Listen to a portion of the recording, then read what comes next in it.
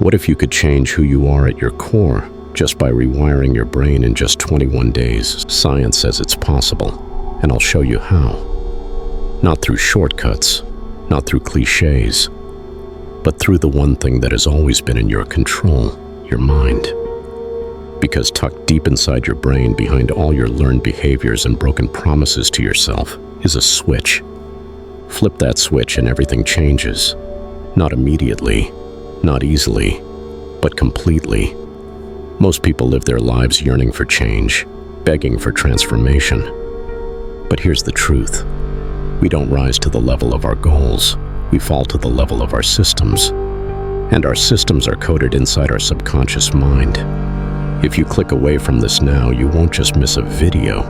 You're risking repeating the next 12 months exactly like the last 12. But if you stay, I promise you'll walk away with a method, a ritual, a mindset, a completely different blueprint for how to live, lead, heal, and rise. Stick with me, because right here we're shifting emotional gravity.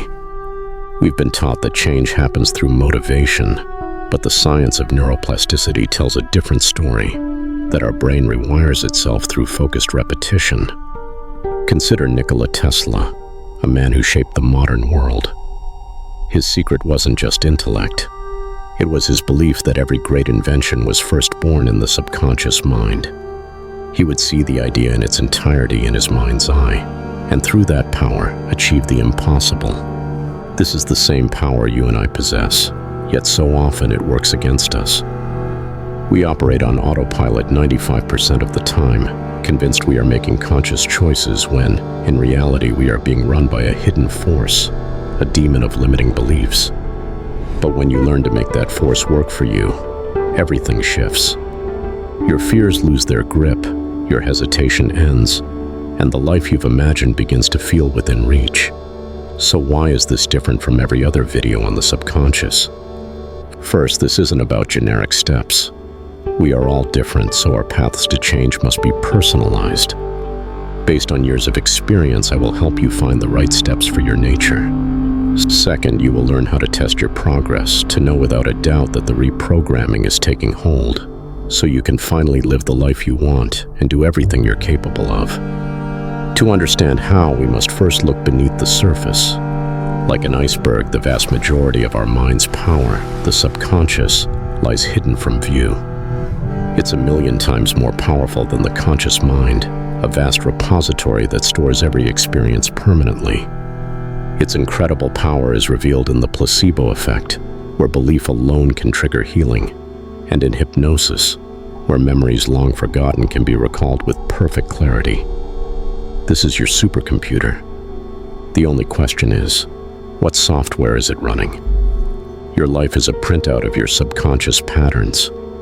Think of two boys, Tom, who grew up hearing money doesn't grow on trees and earning money is very difficult, and Sam, whose father told him, where there's a will, there's a way. As men, Tom is stressed and risk-averse, held back in every area of his life, while Sam sees challenges as puzzles to be solved, moving toward growth without being paralyzed by fear. Their subconscious patterns, formed by childhood and environment, dictated their paths. Your fear of the stage, your hesitation in business, your social anxiety. These aren't personality traits, they are programmed responses. If you don't control this programming, it will control you. But just like an outdated phone, this software can be updated. This is how we begin. The first step is to understand your own iceberg, to identify the limiting beliefs that are holding you back. As Einstein noted, once we accept our limits, we go beyond them. This requires honest excavation. Start a thought journal. Whenever a negative thought arises, write it down. Ask yourself, why can't I do what I want to do? The answers will reveal the hidden code of your limitations. For instance, if you want to host a live event but your mind screams you can't, writing down the reasons brings those shadowy beliefs into the light, where you can see they often have no basis in reality. This act of recognition is the first crucial step of reprogramming. Simultaneously, we must understand our brain's chemistry. We are wired to seek quick hits of dopamine from high-stimulation activities like social media, binge-watching, and games. These distractions hijack our focus, pulling us away from the slow, steady dopamine release that comes from meaningful work, learning, and building, the very activities that build a better future. By consciously detoxing from these short-term pleasures, as Dr. Anna Lemke explains in Dopamine Detox, we create the mental space and stability needed for our long-term goals to take root. This stability is cultivated through mindfulness. When someone cuts you off in traffic, the anger that flares is an automatic subroutine from your subconscious. Mindfulness is the practice of inserting a pause between the trigger and the reaction, allowing you to observe the flow of your emotions without being swept away by them. A simple way to start is with focused meditation on your breath. Your mind will wander, that's the point. The practice is in gently bringing it back. This isn't about achieving emptiness, it's about building the muscle of awareness. Harvard research shows this practice physically changes the brain regions linked to emotional control. But to build a new future, we need more than awareness. We need fertile ground. This is where gratitude becomes non-negotiable. You cannot grow a beautiful garden in barren, rocky soil. Our minds are often that barren soil, poisoned by a negative loop of news and complaint.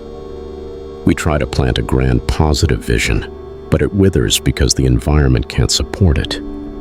Gratitude is the nutrient that restores the soil. It's the deliberate act of focusing on what you have, a roof, a family, your health, your education, instead of what you lack. This isn't naive positivity. It's the strategic preparation of your inner world so your dreams can finally take root and grow. Once the soil is prepared, you plant the seeds through visualization and affirmations. When you vividly imagine your goals achieved, you are not engaging in magic. You are registering a new blueprint in your subconscious. You are directing that immense power toward your desired future, activating neural pathways that prime your mind for creativity and opportunity. Affirmations are the daily watering of those seeds. This isn't about chanting empty phrases in the mirror.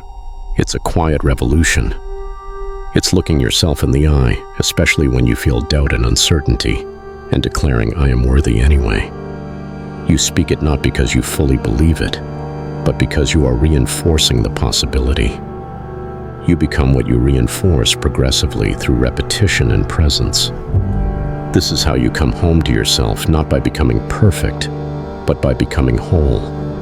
Your formula for doing this must be your own. If you're already experienced in self-work, a simple thought journal may suffice. If you're new, you need a deeper reflecting journal, spending 5-10 minutes daily excavating the beliefs from your past.